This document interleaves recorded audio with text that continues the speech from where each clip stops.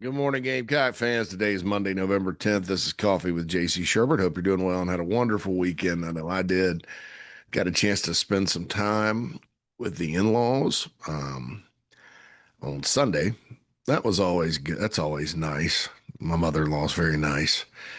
Drug out some of the old pictures, and that was good. We put together a day bed.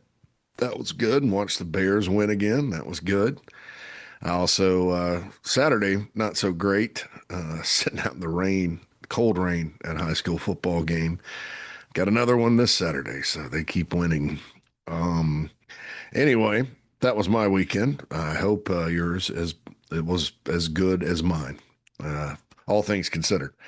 Snow on the ground where I'm at, people, here on November 10th. So early snow. That's something else. Probably not ready for that, to be honest. Gamecocks win in men's basketball last night, 83-79. Honestly, it was ominous for a long, long time. If my math is correct, Carolina is sitting on a 16-point lead in the first half. I thought, they could score 100 points tonight. The threes were going in. But then something happened, and that's what you got to watch with this team this year. They start not falling, starts rimming out. Not bad shot selection, just to be honest. I mean, they're pretty good shots, but a lot of inside game, not a lot of ball movement. The team as a whole got lethargic as the second half went on. I remember late in the game, I got pretty frustrated. There was a loose ball, and the Southern Miss guys just were relentless in getting after it, and a lot of Carolina folks just standing around. I think that's when they were up 11 or so, maybe eight. I think it was after, it was like 65-57 at the time. I should have written it down, but that's frustrating when you see that. That was kind of what last year's team did early in the non-con, and we saw what happened once they got to the SEC. Those bad habits sort of caught up with them, and had a historically bad record. But check this out. Last year's team probably loses that game, but Michi Johnson, took matters into his own hands and just refused to let the Gamecocks lose. I mean, it's one thing to be a good shooter, and it's knock down threes and be consistent in that department and all that. It's quite another to be money with the game on the line to where you have to have it if it doesn't go in. A lot of GOAT folks can't handle that spotlight. But Michi Johnson, as we've seen during his career at South Carolina, uh, not speaking for what happened at Ohio State, but as he's gotten older at South Carolina, um, this is not the first time we've seen that. I remember the Florida game in the NCAA tournament year late in the season. Carolina was down just about the whole game. Michi hit some big shots down the stretch. So, as Lamont Paris said in the post game, it's good to have a guy like that. It's good to have guys like that. That at the moment, when the moment is big, they step up. That's the way it is in all sports. So, hats off to him. Good thing about this, because I know folks probably have a little bit of bad taste in their mouth because, like I said, up 16, and then here comes Southern Miss. Southern Miss, they're not picked very high in the Sun Belt. And I promised myself long ago after, the Old Dominion scare in football, not long ago, a couple of years ago, the Old Dominion scare in football and then the North Florida loss in basketball last year. We sat here and alluded to, those teams look pretty good. I remember back when Will Muschamp almost lost to Louisiana Tech in football. He said they'll win Conference USA. I think they finished 6-6 that year. They didn't win it, but so it usually doesn't go that way. Usually teams are what they are, whether or not they play the Gamecocks close. It doesn't matter. But they're picked about 12th in the Sun Belt. I will say this, sort of like the Old Dominion football game a few years ago. They did throw some things at Carolina that are unique that you won't see with their defense and all of that. And from what Paris said, and I'm not agreeing, disagreeing. I don't know enough about the strategery in basketball to. I'm just repeating what he said. He said in those situations where teams switching their defense all the time, you got a lot of opportunities to hit threes, and if they're not falling, you could be in trouble. 52-25. Southern Miss at one point outscored the Gamecocks on their home court. Um, that can't happen, against other teams, obviously, when you go cold. But here's the thing: with all teams around the country in all sports, if you're going to be good, chances are you're going to have a game like this where it's unexpected that the other team's in it, and you got to find a way to win because it's a hell of a lot better for your team, in my opinion, especially when you're talking about non-conference basketball, because you can't, because of strength of schedule and how they determine who gets to the tournament and all that stuff, you can't afford to lose. And it's that inevitable bad loss. A lot of teams end up on the bubble. I'm not saying Carolina is or isn't. I'm just saying that's the goal every year, right? And you kind of go through and look and follow the net for as long as you can. Last year, we kind of quit following the net pretty early, but that's kind of how it is. And even though I hate November basketball this early, I mean, I went back and did some research yesterday for an article about Southern Miss they used to be a Metro Conference rival. You've heard me say that, and actually, those were the glory days for them. They went to back-to-back NCAA tournaments under MK Turk. Clarence Weatherspoon was a great player. They were in the Metro with the Gamecocks. I started looking at the schedule. I was like, my gosh, back then, they didn't start the college basketball season until right before Thanksgiving, if that. Most of the time, it's after Thanksgiving. A lot of the time, I remember, Florida State used to open the season with each other in basketball, and they do it the night before the football game, which I always thought was a pretty good idea for Clemson. Now, I mean, the Clemson game was in basketball was a couple of years back. Lamont Paris's first year. It was before the football game, and like weeks before, you know, weeks. So your guess is as good as mine as to why they do this. I mean, I'm sure there's logical reasons. Don't send me an email saying here's why they do it and send a link to an AI article or an article.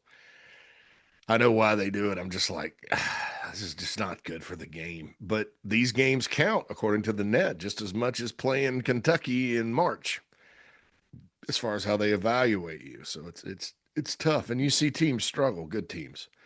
Uh, I think Auburn struggled with Bethune-Cookman a couple of weeks ago, and you see it.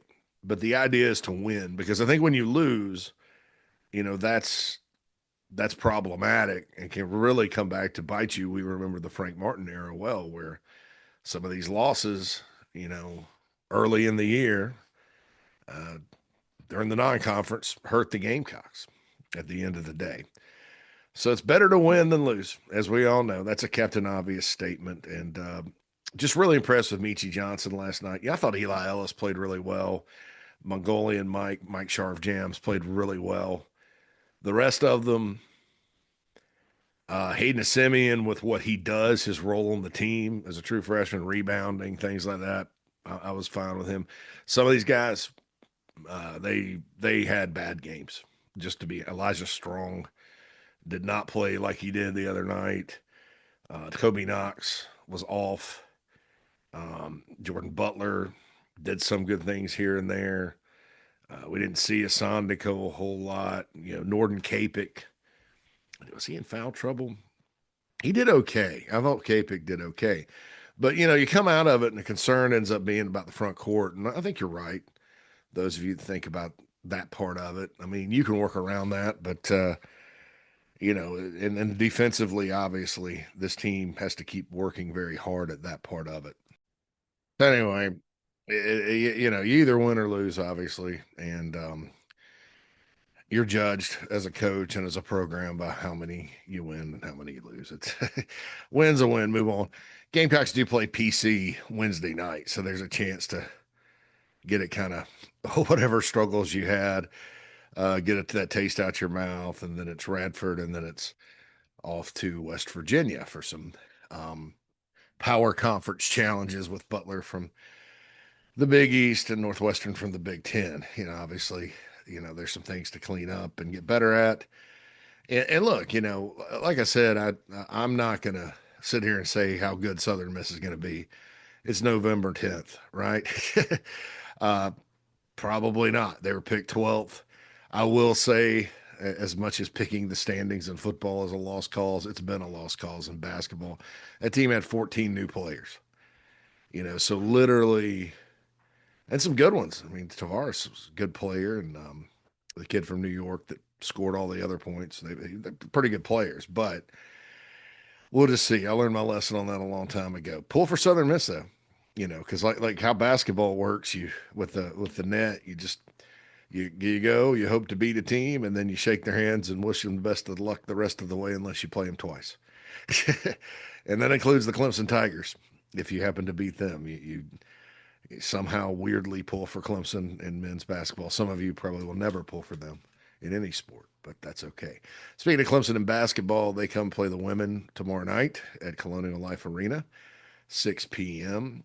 Here on Chief Sports. Obviously, today's Monday, Mad Dog Monday on the show, and the morning show. Pat DeMarco, Mike Morgan will be in with you. Probably going to move JC and Morgan to like Wednesday or Thursday this week. Mike's got to travel for basketball.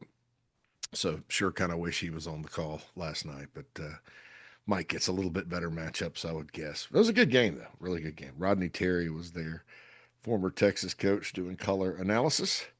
But enough about all that. It's game week for football again. 25% of the season remains. One conference game left. It's ridiculous. uh, Carolina, of all the things that have been working against it this year, the schedule didn't really work out in its favor either. Normally, every year you look at it and go, that's a tough, brutal schedule. But, usually there's some teams that aren't quite as good, or they're good at the beginning, and by the time Carolina plays them, they're not, or they're not good at the beginning and Carolina beats them. You know how the game flow goes. Not this year, man. Not this year. Everybody's either as good as expected or better, with the exception of LSU. That's obviously, but Carolina had to go down there and play. Um, Really should have won the game if they'd had a better offensive plan. Defense played well. You know the story all season long. But if you just kind of look at how it sets up this year, look at the standings. All right, Carolina's in Texas A&M, Alabama tied for first. They haven't lost a conference game. Are both of those on the schedule? Yes. Georgia is not. Ole Miss right there, 5-1. They are on the schedule. Texas 4-1. I think speaking of schedules, they benefit from that. Nice win over Vandy. We'll see how it goes down the stretch. They've been living dangerously. They're not on the schedule. Vanderbilt is at 4-2, best Vandy team in a while. Beat Auburn. We're going to talk about Auburn here in a second because there's some relevant things. Oklahoma, resurgent year under Brent Venables. I think they're a good football team, better than I expected, probably. Now they got LSU at the end, and they got Alabama. So, and I think they have, and they have Missouri at the end. So, Tennessee's not on the schedule. I would have rather played them than Missouri when they had their quarterback. Missouri, the record's kind of dipped right now, and A&M beat them pretty good. But man, did you see how their passing game? You got to have some kind of passing game. They had none. They ran for over 200 yards against the Aggie defense, and then A&M just floodgates just opened in the second half. But Carolina got Missouri and LSU before they turned into pumpkins. They did not get to play Florida. They did play Kentucky, and that's the only win. There's no Florida. There's no Mississippi State. There's no Auburn. There's no Arkansas. And those are all the teams at the bottom with the Gamecocks. So, Mississippi State at least got to play Arkansas. Auburn got to play Arkansas. Kentucky got to play Florida. Obviously beat the Tar Nation out of them and also beat Auburn. So there's no rest for the wicked, when it comes to the Gamecocks, because here we are at the end of the conference schedule, and gosh, the number 3 team in the country, maybe the number 1 team in the country at the end of the day, against Ohio State on a neutral field. If the Aggies play like they've been playing all year for the most part, especially recently on offense and defense, I don't know that A&M wouldn't beat them. And, you look at them play, and first of all, I've always thought Mike Elko was a tremendous coach. he didn't get enough credit for what he did at Duke because of David Cutcliffe winning there before him, and now Manny Diaz is winning sort of, although they lost to UConn this past weekend, non-conference game. But Manny Diaz is winning there now, so they've been kind of winning up by comparison for a while. Um, but taking over for Cutcliffe was not easy. Cutcliffe had been there for over a decade and established some things, and Elko's a first-time head coach, goes in there and runs off 2 winning seasons, and then goes to A&M. And last year happened after they started undefeated in the league, and they kind of call it the Aggie collapse. And so everybody's like, "Oh, Aggie collapse again," when they didn't. Um, and here's the thing, they went out and beefed up their offense a little bit. They lost some players on defense, but they have more talent. They're not as last year's Aggie defense could be dominant at times.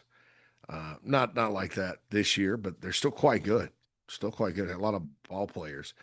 And then they got Marcel Reed better and more comfortable. And Colin Klein, their offensive coordinator, I don't think gets enough credit, from around the country. He's the former Kansas State OC. It's the Kansas State system, which is a good college system that worked for years, modified a little bit. And, they go up and down the field. They got a good short passing game. They got a good big play explosiveness. They run the football.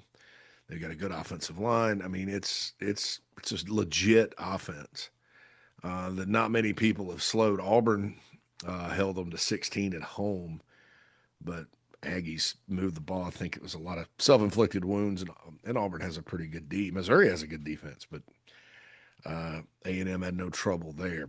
So you finally make the move with Shula, which needed to happen probably a long time ago, and you'll get no argument from me on that if, let's say, the Gamecocks are worse on offense this weekend with a new play caller. I don't think that means anything as far as what needed to happen and what the root causes were. It may just be that A&M's good, and Carolina's too far gone to successfully have the confidence to go in and execute and win on that side of the ball, because you have to do that. You have to build confidence. This is one of the reasons and look, man, I'm not trying to come down on, what Beamer says after a press con or what he emphasizes, man. I mean, I'm all for it, whatever, and running 9 minutes off the clock against Kentucky was fine, just fine. But that's one of the reasons that I was a little bit like, why, you've only thrown 14 passes, because you at some point you're going to need your receivers to step up in big situations. You can't just run it all the time.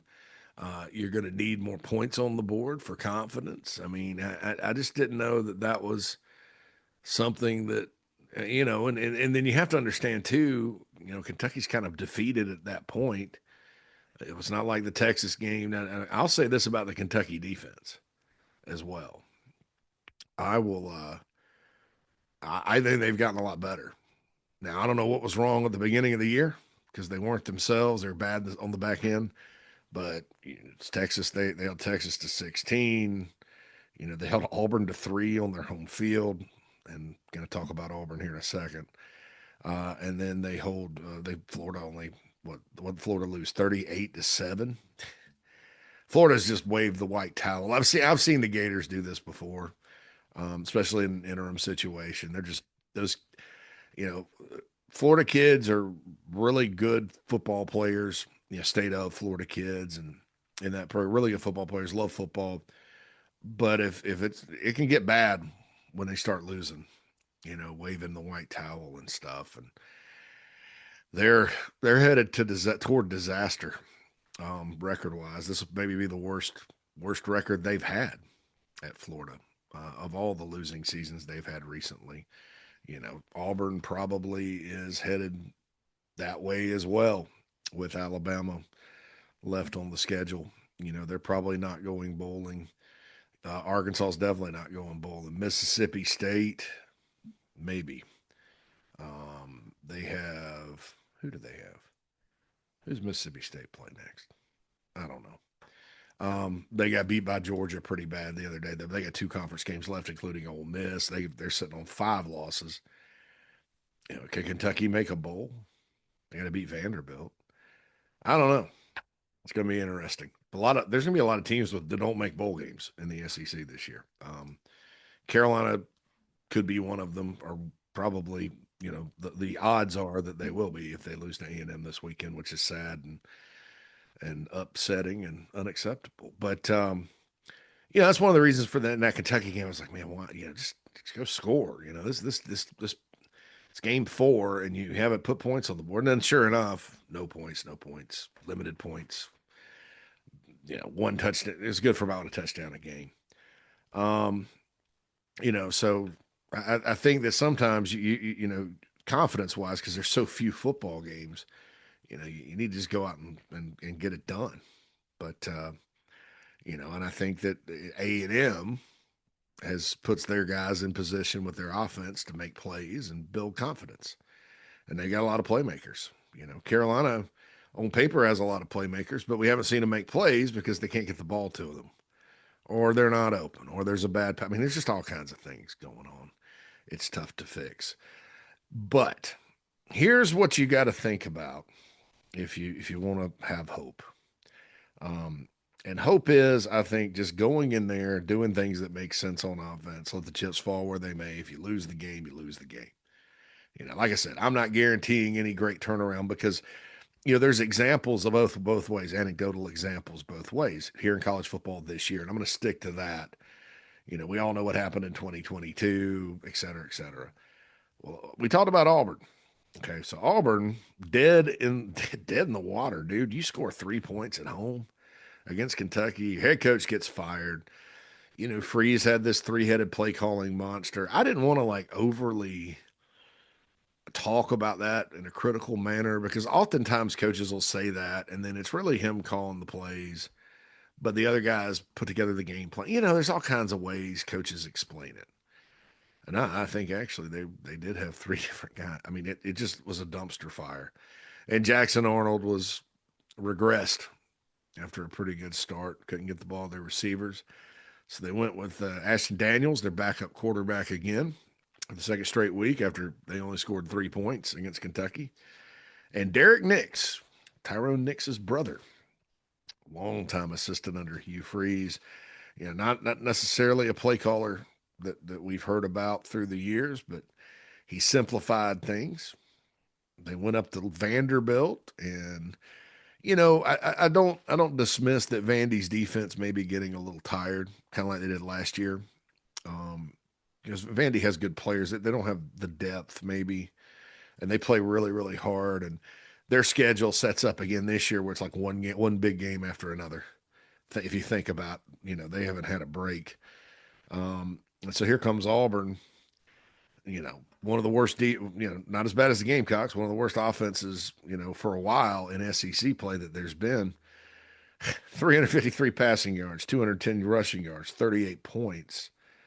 They went up and down the field, took Vanderbilt to overtime, and if it weren't for the guts and blood and sweat and just sheer desire of that Commodore football team, which is led by Diego Endless Eligibility Pavia.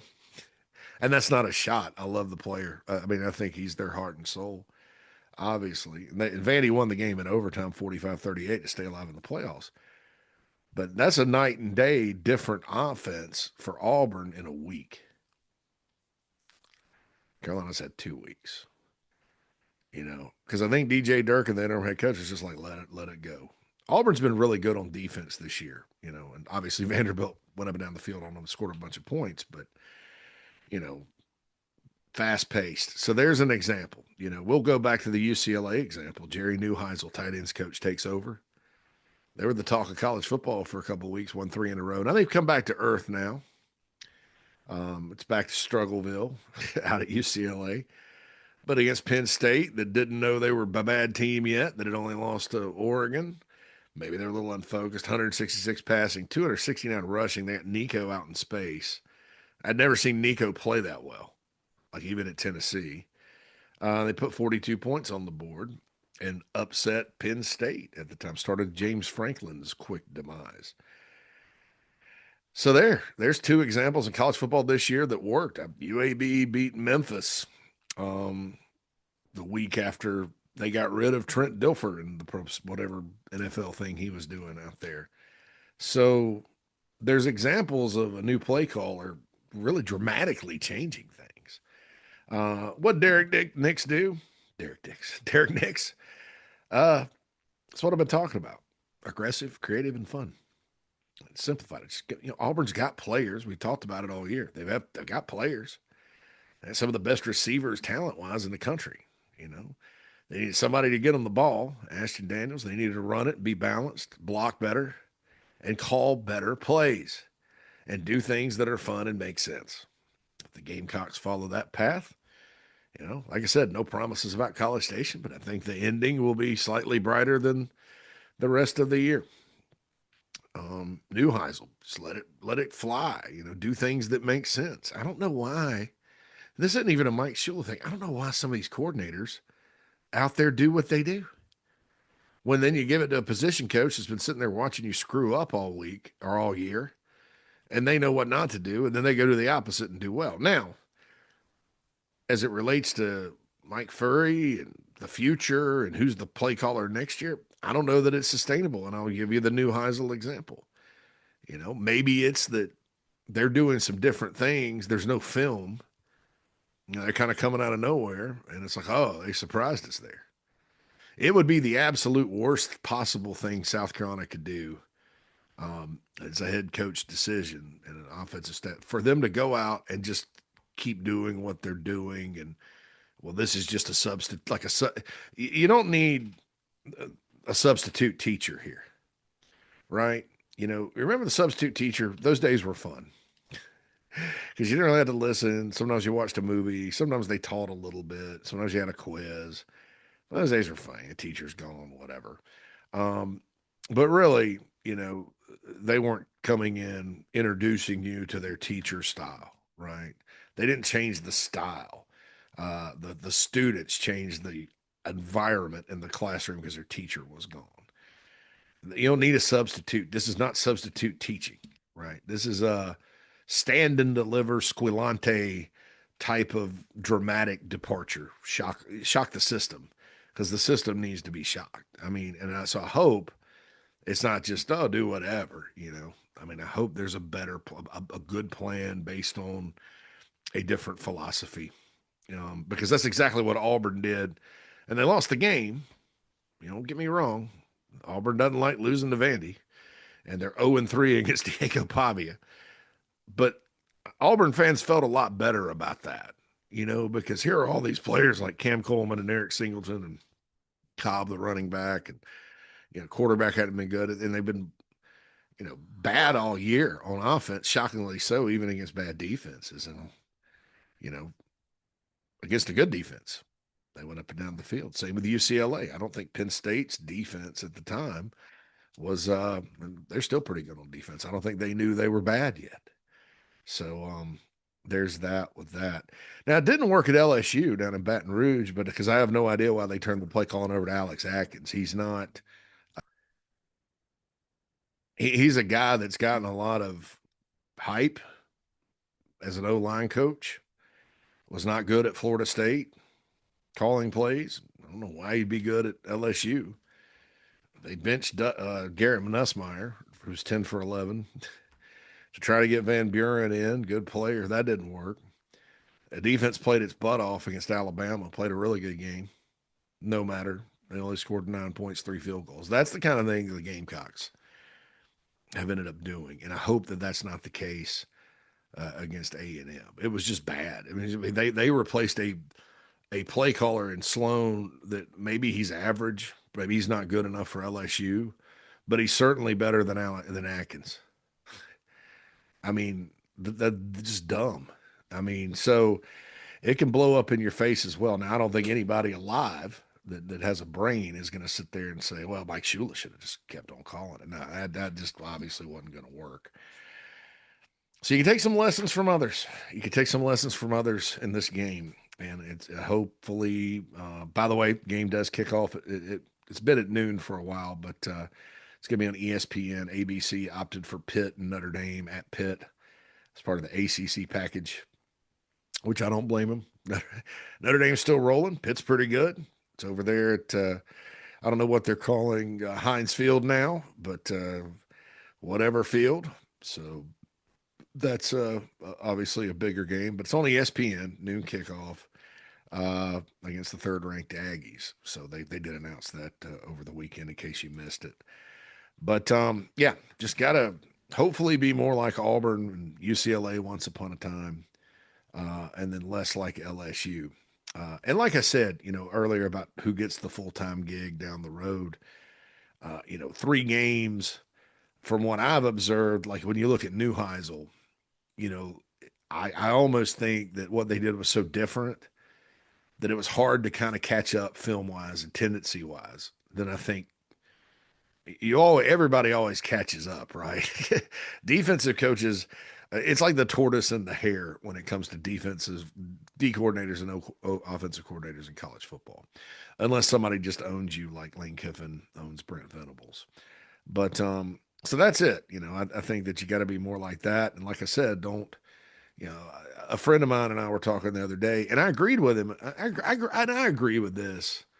A couple of friends actually reached out, and they're like, "Well, Beamer's in a no-win situation because if it works, then why didn't this happen sooner? And if it doesn't, it's still more bad offense and another loss." And so, um, I mean, I see that like at face value based on this game. Keep in mind that you got to be, A&M's. It's going to take more than just a better plan on offense to beat them. If Carolina's offense was really good, this would be a challenge. I'm not saying it can't happen, but I mean, Carolina has not been an 18, 17 and a half point underdog all year to anybody. They are this week. So, yeah. So we'll see what happens. And I think the thing with that, the counter to that with, well, why wasn't this done all year, is 3 games is probably not enough. Now, look, you find a way to win them and then go to a bowl and light it up in the bowl, where a team has 30 days to look at your 3 games and break it down and do a deep dive. Yeah, I think then at that point, it's probably, it's probably legit. But, you look at Neuheisel and how, first game, really good. Second game at Michigan State, really good, 38 points, won 38-13. Then they go to Maryland. Maryland held them to 20. They won 20-17, but then now the losses start coming back. So, yeah, it's tortoise and the hare with defensive coordinators. They're slow. Defensive coordinators are slow sometimes to catch up, but they do eventually. They always do. That's why the great play callers in this game, Lane Kiffin, he's not running the same stuff he ran at Alabama when he got there. He's certainly not running the same stuff he ran at Southern Cal. I think we all consider Josh Heupel a great play caller now. Guess what? He's not running the same stuff he ran at Missouri. There's stuff in there that he's always done. Ironically, both of those guys got with a member of the Browse tree, Jeff Lebby or Kendall Browse, or both. What does that tell you? I've always been a fan of the Art Browse offense out there because unlike some of these other air raids, they run the ball. It's run based as much as it's pass based. And Tennessee stats will show you that. Everybody thinks Tennessee will throw it around the yard. Don't get me wrong. But they run it too. They run it too. And I think because of that stuff in the SEC, it's applicable against good defenses because you are running the football. So anyway, it's just food for thought on that when you're talking about the future. So we'll see what happens with that. But I did want to mention that about looking at some other situations, learning from Auburn, so to speak. And it's amazing what that does, and it works more times than not. I just don't know. I don't know even if it quote unquote is better and working and looks good. And Furrey calls a good game. Yeah, A&M's so good. Who knows? Who knows? Anyway, folks, enjoy your Monday. Hopefully you come back around for Mad Dog Monday. Myself and Phil on the show later today, and we got the morning show. Pat and Mike. I'm sure Mike and JB will talk about the basketball game and some other stuff along with football because it's game week again. Only 3 of these left. Last year I was sad when the season ended. I don't know about this year.